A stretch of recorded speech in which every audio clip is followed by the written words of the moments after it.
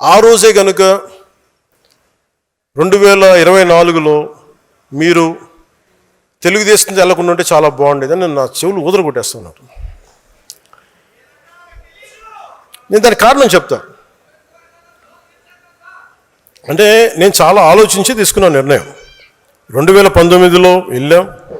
వాటన్నిటితో పాటు నాకు ఆ రోజు చాయిస్ ఉండింది ఒంటరిగా వెళ్ళడానికి. ఎందుకంటే దానికి ముందే మనం మచిలీపట్నం చేసాం, 10 లక్షల మంది వచ్చారు జనం.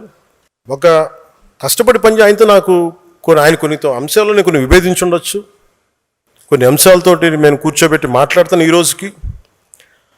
అలాంటిది ఆయన జైల్లో పెట్టినప్పుడు అది ఒక కీలకమైన పరిస్థితి అది.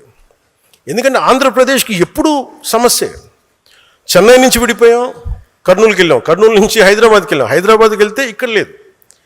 పోనీ ఇక్కడైనా ఓకే తెలంగాణలో గొడవ ఉంది, ఆంధ్రప్రదేశ్ మనం తమిళనాడులో గొడవ ఉంది, పోనీ ఇక్కడైనా బాగుంటారా అంటే మూడు రాజధానులు అంటారు. ఉన్న రాజధాని నచ్చదు, 12 బోర్ గన్ను ఏదో ఉంటాయి.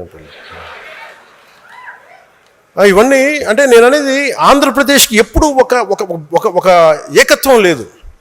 అలాంటిది నేనేం చేశాను, నిర్ణయం తీసుకోవాలంటే నేను స్వార్థంగా వెళ్ళిపోయి ఉండొచ్చు. నాకు చాయిస్ ఉండింది ఆ రోజున. ఆయన కలిసినప్పుడు నేను జైలు నుంచి బయటకు చేంజ్ చెప్పి ఉండొచ్చు, బయటికి రావాలని నేను కోరుకుంటున్నాను, వారికి మా మద్దతు ఉంటుందని చెప్పి నేను ఇండివిజువల్గా వెళ్ళిపోయి ఉండొచ్చు. కానీ నాకు మనసుకు అలా అనిపించలే. పాప ఆయన జైల్లో చూసాం, అరే ఇన్ని కష్టపడ్డాడు పాప ఈయన కూర్చోబెట్టి నాకు ఏమనిపించింది, నాకు ఓన్లీ జైల్లో ఆయన కలిసి బయటికి వచ్చే దారే ఉంది. ఇది గోల్డెన్ అవర్.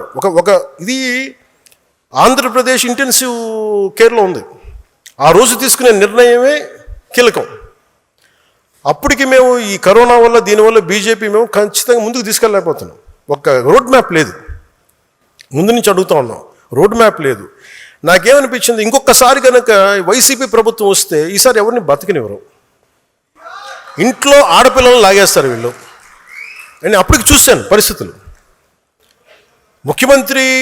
మాజీ ముఖ్యమంత్రి భార్యనే వీళ్ళు ఇలా తిడుతున్నప్పుడు, సతీమణి ఇలా తిడుతున్నప్పుడు, నా ఇంటి మీద ఇలా మాట్లాడుతున్నప్పుడు, పదవులు వీటన్నిటి గుర్తింపు వీటన్నిటికంటే కూడా రాష్ట్ర సుస్థిరత, 5 కోట్ల మంది ప్రజల సుస్థిరతకి నేను ఓటేశాను.